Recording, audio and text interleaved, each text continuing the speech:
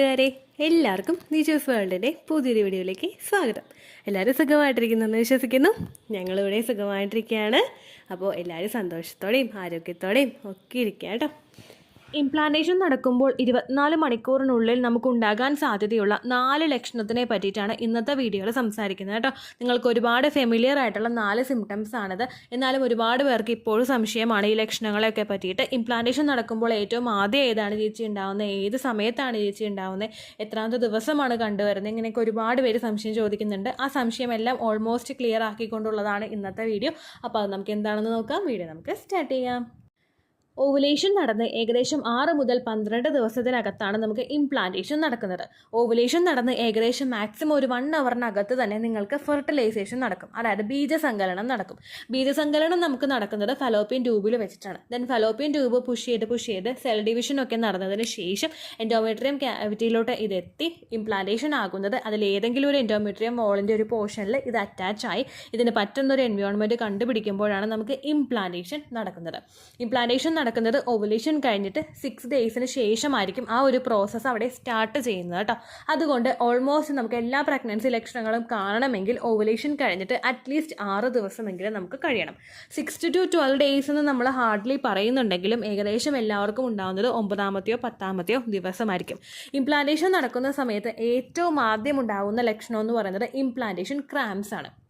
Implantation cramps നമുക്ക് ഉണ്ടാവാനായിട്ട് കാരണം ഈ ഒരു എൻഡോമെട്രിയൽ ലൈനിങ്ങിൽ നമ്മുടെ എംബ്രിയോ എത്തിക്കഴിഞ്ഞാൽ അതിന് പറ്റുന്ന ഒരു എൻവയോൺമെൻറ്റിലോട്ട് ഇത് അറ്റാച്ച് ആകുന്നതിന് മുൻപായിട്ട് അവിടെയുള്ള കുറച്ച് ടിഷ്യൂസിനെ ഇത് റിമൂവ് ചെയ്ത് കളയാറുണ്ട്. ഇങ്ങനെ അറ്റാച്ച് ആകുന്ന ഈ ഒരു പ്രോസസ്സിൻ്റെ ഭാഗമായിട്ട് നമ്മുടെ മസിൽസൊക്കെ ഒന്ന് സ്ട്രെച്ച് ആകാനായിട്ട് തുടങ്ങും. കാരണം ഇതിനങ്ങോട്ട് നമ്മൾ ഈ ഇംപ്ലാന്റേഷൻ നടക്കുന്ന വീഡിയോസ് നിങ്ങൾ യൂട്യൂബിൽ അടിച്ച് നോക്കിക്കഴിഞ്ഞാൽ കാണാൻ പറ്റും. ഒരു ആനിമേഷൻ നിങ്ങൾക്ക് വീഡിയോസ് കാണാനായിട്ട് പറ്റും. അവിടെ കുറച്ചൊന്ന് മാറ്റിയതിന് ശേഷമാണ് ഇതങ്ങോട്ട് ഇംപ്ലാന്റ് ആവുന്നത്. അതൊക്കെ മസിൽസൊക്കെ ഒന്ന് സ്ട്രെച്ച് ആവാനായിട്ട് തുടങ്ങും. നിങ്ങൾക്ക് കൊളുത്തി വലിക്കുന്നത് പോലുള്ളൊരു വേദന, അല്ലെങ്കിൽ കുറച്ച് നേരം ഒരു 10 മിനിറ്റൊക്കെ ലാസ്റ്റ് ചെയ്യുന്നത് പോലുള്ളൊരു വേദന നിങ്ങൾക്ക് ഇടയ്ക്കിടയ്ക്കായിട്ട് അനുഭവപ്പെടാനായിട്ട് തുടങ്ങും. ഏറ്റവും കൂടുതൽ ഇത് ഉണ്ടാകുന്നത് നമ്മുടെ ലെഫ്റ്റ് സൈഡിലോ റൈറ്റ് സൈഡിലോ ആയിരിക്കും. ഒരുപാട് പേര് പറയുന്നുണ്ട്, നമുക്ക് ഡോക്ടേഴ്സൊക്കെ പറയുന്നുണ്ട്, ചിലപ്പോൾ നമുക്ക് ഓവുലേഷൻ നടക്കുന്നത് ഏത് ഓവറിയുടെ സൈഡിൽ നിന്നാണോ ആ സൈഡിൽ തന്നെയായിരിക്കും ഇംപ്ലാന്റേഷൻ നടക്കുന്നതെന്ന് പറയുന്നുണ്ട്. പക്ഷേ മറ്റുള്ള ഒരുപാട് പേര് പറയുന്നുണ്ട് ഏത് ഫലോപ്പിയൻ ട്യൂബാണോ ക്യാച്ച് ചെയ്യുന്നത് അതിനനുസരിച്ചിട്ടായിരിക്കും നമുക്ക് വേദന വരുന്നത്, അതുകൊണ്ട് മാത്രം നമുക്ക് കൺസിഡർ ചെയ്യാൻ പറ്റില്ല എന്നും പറയുന്നവരുണ്ട്. ഏകദേശം നമുക്ക് ഇംപ്ലാന്റേഷൻ ക്രാംസ് ഒരുപാട് നേരം നീണ്ടു നിൽക്കുന്നത് പോലുള്ളൊരു വേദനയായിരിക്കില്ല. കുറച്ച് നേരം വന്ന് അത് കഴിയുമ്പോൾ അവസാനിക്കുന്നൊരു വേദനയായിരിക്കും ഇംപ്ലാന്റേഷൻ നടക്കുന്ന സമയത്ത് ഉണ്ടാകുന്നത്. ചെറുതായിട്ട് കുത്തുന്നത് പോലുള്ളൊരു സെൻസേഷനെ ഈ ഒരു സമയത്ത് നമുക്ക് അനുഭവപ്പെടുകയുള്ളൂ കേട്ടോ. അടുത്തതെന്ന് പറയുന്നത് ഇംപ്ലാന്റേഷൻ ബ്ലീഡിംഗ് ആണ്. ഇംപ്ലാന്റേഷൻ ബ്ലീഡിംഗ് ഇപ്പോൾ നമ്മുടെ ചാനലിൽ ഒരുപാട് പേർക്ക് ഉണ്ടാവുന്നു എന്ന് പറയുന്നുണ്ട്. പണ്ടത്തെ ഒരു കേസിൽ ഇതൊക്കെ പഠിച്ചു തുടങ്ങുന്ന സമയത്ത് ഏകദേശം 30% സ്ത്രീകൾക്ക് മാത്രമേ ഇംപ്ലാന്റേഷൻ ക്രാംസ് ഉണ്ടായിട്ടുള്ളൂ. പക്ഷേ ഇപ്പം നമ്മുടെ ചാനൽ എടുത്ത് നോക്കിക്കഴിഞ്ഞാൽ ഒരുപാട് പേര് ഇംപ്ലാന്റേഷൻ ബ്ലീഡിംഗ് ഉണ്ടായതിനു ശേഷം പ്രഗ്നൻസി പോസിറ്റീവ് ആയി എന്ന് പറയുന്നവരുണ്ട് കേട്ടോ.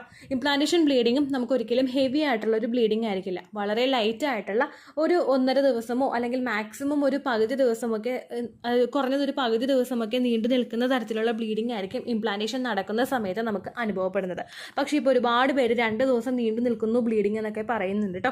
ഓരോരുത്തരുടെ ജീവിത സാഹചര്യത്തിൽ വരുന്ന വ്യത്യാസവും അവരുടെ ഭക്ഷണം കഴിക്കുന്നതിൽ വന്നിട്ടുള്ള വ്യത്യാസവും ഒക്കെ വെച്ചിട്ടാണ് ഇങ്ങനെ ഭയങ്കര വിയേർഡായിട്ട് നമുക്ക് പ്രഗ്നൻസി ലക്ഷണങ്ങളൊക്കെ കണ്ടുവരുന്നത്.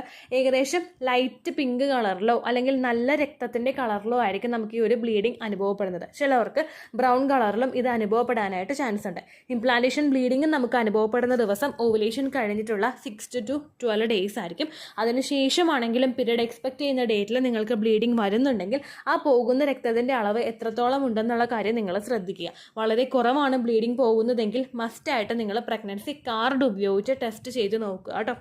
ഒരുപാട് പേര് വീട്ടിൽ ഹോം പ്രഗ്നൻസി ടെസ്റ്റ് ചെയ്യാൻ വേണ്ടിയിട്ട് സോൾട്ടും അതുപോലെ ഷാമ്പുവും ടൂത്ത് പേസ്റ്റും ഒക്കെ ഉപയോഗിക്കുന്നുണ്ട്. ആ ടെസ്റ്റ് കിറ്റ് ഒന്നും നമുക്ക് ട്രസ്റ്റ് ചെയ്യാനായിട്ട് പറ്റില്ല. അതുകൊണ്ട് 50 രൂപയോ 55 രൂപയോ ഉള്ളവർക്ക് മെഡിക്കൽ സ്റ്റോറിൽ നിന്ന് കാർഡ് മേടിച്ച് നിങ്ങൾ രാവിലെ ആദ്യത്തെ യൂറിൻ എടുത്തിട്ട് ടെസ്റ്റ് ചെയ്ത് നോക്കുക. അതല്ലെങ്കിൽ 4 മണിക്കൂറോളം നിങ്ങൾ വെള്ളം കുടിച്ചിട്ടില്ല എന്ന് ഉറപ്പ് വരുത്തിയതിന് ശേഷം നിങ്ങൾ ടെസ്റ്റ് ചെയ്ത് നോക്കുക കേട്ടോ. വെള്ളം കുടിക്കുന്നതിനനുസരിച്ചിട്ട് HCGയുടെ അളവ് നിങ്ങളുടെ യൂറിനിൽ ഡൈല്യൂട്ട് ആവാനായിട്ട് ചാൻസ് ഉണ്ട്. അതുകൊണ്ടാണ് രാവിലെ ആദ്യത്തെ യൂറിൻ എടുക്കുമ്പോഴേക്കും കൂടുതൽ വെള്ളം കുടിക്കരുത് എന്ന് പറയുന്നത് കേട്ടോ. അടുത്ത സിംറ്റം എന്ന് പറയുന്നത് ഇംപ്ലാന്റേഷൻ ഡിപ്പാണ്. ഇംപ്ലാന്റേഷൻ ഡിപ്പ് നമുക്ക് മനസ്സിലാകണമെങ്കിൽ പീരിയഡ്സിൻ്റെ ഫസ്റ്റ് ഡേ മുതൽ നമ്മൾ ബോഡി ടെമ്പറേച്ചർ മോണിറ്റർ ചെയ്യാനായിട്ട് തുടങ്ങണം. ബേസൽ ബോഡി ടെമ്പറേച്ചർ വെച്ചിട്ടാണ് ഇംപ്ലാന്റേഷൻ ഡിപ്പ് നമ്മൾ കാൽക്കുലേറ്റ് ചെയ്യുന്നത്. ഇംപ്ലാന്റേഷൻ ഡിപ്പ് കാൽക്കുലേറ്റ് ചെയ്യുന്നതിന് മുൻപായിട്ട് നിങ്ങൾ തലേ ദിവസം തന്നെ കിടക്കുന്നതിൻ്റെ സൈഡിലായിട്ട് ഒരു ഡയറി, ഒരു തെർമോമീറ്റർ, ഒരു പേന എടുത്ത് നിങ്ങൾ പ്രോപ്പറായിട്ട് വെക്കുക. ദെൻ നിങ്ങൾ ഓരോ ദിവസവും ടെമ്പറേച്ചർ മോണിറ്റർ ചെയ്യാനായിട്ട് ശ്രദ്ധിക്കുക. നമ്മൾ കിടക്കയിൽ നിന്ന് എഴുന്നേക്കാനും കൂടി പാടില്ല. നമ്മൾ ആ കിടക്കുന്ന കിടപ്പിൽ കണ്ണൊന്ന് തുറന്നാൽ മതി. ആ കണ്ണ് തുറക്കുന്ന ആ സമയത്ത് ടെമ്പറേച്ചർ നോക്കാൻ വേണ്ടിയിട്ട് തെർമോമീറ്റർ അടുത്തടുത്ത് വെക്കുക. ദെൻ അതെടുത്ത് നമ്മുടെ ഹിപ്പിനടിയിൽ കക്ഷത്തിനടിയിൽ നിങ്ങൾ വെച്ചിട്ട് അണ്ടർആമിൻ്റെ അടിയിൽ നിങ്ങൾ വെച്ചിട്ട് ടെമ്പറേച്ചർ നിങ്ങൾ മോണിറ്റർ ചെയ്യുക കേട്ടോ. ഇത് ഏകദേശം നിങ്ങൾ നോട്ട് ചെയ്ത് വെച്ച് കഴിഞ്ഞാൽ ഇംപ്ലാന്റേഷൻ നടക്കുന്ന എക്സാക്റ്റ് ആ ഒരു ഡേ, ഓവുലേഷൻ കഴിഞ്ഞിട്ട് 6 to 12 days നിങ്ങൾ മസ്റ്റായിട്ട് നോക്കണം. ആ 12 daysനകത്ത് ഏതെങ്കിലും ഒരു ദിവസം നിങ്ങൾക്ക് ടെമ്പറേച്ചർ ഒന്ന് ഡിപ്പ് ആകുന്നത് പോലെ അനുഭവപ്പെടും. ഡിപ്പ് ആകുന്നത് പോലെ വന്നിട്ട് പിറ്റേ ദിവസം റൈസ് ആവാനായിട്ട് തുടങ്ങും, ടെമ്പറേച്ചർ കൂടാനായിട്ടും തുടങ്ങും. ഒരുപാട് ടെമ്പറേച്ചറിൻ്റെ ഡിപ്പ് ഉണ്ടാവില്ല. മാക്സിമം 0.4, 0.6 അങ്ങനെയൊക്കെ ആയിരിക്കും ആ ഒരു ഡിപ്പ് ഉണ്ടാവുന്നത്. അത് നിങ്ങൾ നോട്ട് ചെയ്യുകയാണെങ്കിൽ പ്രഗ്നൻസി പോസിറ്റീവ് ആയോ ഇല്ലയോ എന്ന് നിങ്ങൾക്ക് പ്രോപ്പറായിട്ട് മനസ്സിലാക്കാനായിട്ട് സാധിക്കും കേട്ടോ. ഇംപ്ലാന്റേഷന് വേണ്ടിയിട്ട് തെർമോമീറ്റർ വെച്ച് ടെമ്പറേച്ചർ ചെക്ക് ചെയ്യുന്ന ആളുകൾ ഒരിക്കലും വാഷ്റൂമിൽ പോയി വന്നിട്ട് നീണ്ടു തുറന്ന് പിന്നെയും കിടന്ന് ടെമ്പറേച്ചർ നോക്കരുത്. കണ്ണ് തുറന്നിട്ട് ടെമ്പറേച്ചർ നോക്കുക. ഒന്ന് ചാരി ഇരിക്കാൻ പോലും പാടില്ല കേട്ടോ. അങ്ങനത്തെ ടെമ്പറേച്ചറാണ് എടുക്കേണ്ടത്. ലാസ്റ്റത്തെ സിംറ്റമാണ് ബാക്ക് പെയിൻ. ഇംപ്ലാന്റേഷൻ നടക്കുന്ന സമയത്ത് എല്ലാവർക്കും ഉണ്ടാകുന്ന ഒരു സിംറ്റമാണ് ബാക്ക് പെയിൻ എന്ന് പറയുന്നത്. കാരണം എംബ്രിയോ ഇംപ്ലാന്റ് ആവുന്ന സമയത്ത് യൂട്രസ് സ്ട്രെച്ച് ആകാനായിട്ട് തുടങ്ങുന്നു. ഈ സ്ട്രെച്ചിങ് എഫക്റ്റ് ഏറ്റവും കൂടുതൽ വരുന്നത് തൊട്ട് പുറകിൽ നിൽക്കുന്ന ശരീര അവയവത്തിനായിരിക്കും. നമ്മുടെ യൂട്രസ് കുഞ്ഞ് വളരുന്നതിനനുസരിച്ചിട്ട് നമുക്ക് ബാക്ക് പെയിൻ ഉണ്ടാവില്ലേ, സെയിം അതുപോലെ തന്നെയായിരിക്കും ഇവിടെ ഉണ്ടാകുന്നത്. ഫസ്റ്റത്തെ ഒരു പ്രഗ്നൻസിയുടെ സമയത്ത് നമ്മുടെ യൂട്രസ് അത്രയും നാൾ വരെ ഒരു കംഫർട്ടബിൾ ആയിട്ടുള്ള പൊസിഷനിലായിരുന്നു. അത് എക്സ്പാൻഡ് ആവാനായിട്ട് തുടങ്ങുന്നതിനനുസരിച്ചിട്ട് ആ ഒരു പുഷിങ് എഫക്റ്റ് ബാക്കോട്ടുള്ള അവയവത്തിൽ നിങ്ങൾക്ക് ഫീൽ ചെയ്യും. അപ്പോൾ ഇങ്ങനെ വരുന്നതിൻ്റെ ഭാഗമായിട്ട് ഏറ്റവും താഴത്തുള്ള നമ്മുടെ ബാക്കിൻ്റെ പോർഷനിലെ ഏറ്റവും താഴത്തുള്ള ആ ജോയിൻറ്റിൽ നിങ്ങൾക്ക് വേദന അനുഭവപ്പെടാനായിട്ട് ചാൻസ് ഉണ്ട്. ഒരുപാട് നേരം നിൽക്കാൻ പറ്റില്ല, ഒരുപാട് നേരം ഇരിക്കാൻ പറ്റില്ല. നമുക്ക് കിടന്നു കഴിഞ്ഞാൽ ഒരു കംഫർട്ടബിൾ ആയിട്ടുള്ളൊരു നമുക്കൊരു സിറ്റുവേഷൻ ഉണ്ടാവുള്ളൂ. അങ്ങനെയുള്ളൊരു ടെൻഡൻസി ആയിരിക്കും ഈ ഇംപ്ലാന്റേഷൻ നടക്കുന്ന സമയത്ത് നിങ്ങൾക്ക് ഉണ്ടാകുന്നത്. ചില ആളുകൾക്ക് ഇത് സെൻറ്റർ പോർഷനിലായിട്ടും ബാക്ക് പെയിൻ ഉണ്ടാകും. ഇതും ഇതുപോലെ വന്നു പോകുന്ന തരത്തിലുള്ളൊരു വേദനയായിരിക്കും. ഒരിക്കലും ഒരുപാട് നേരം നീണ്ടു നിൽക്കുന്ന തരത്തിലുള്ള വേദനയായിരിക്കില്ല.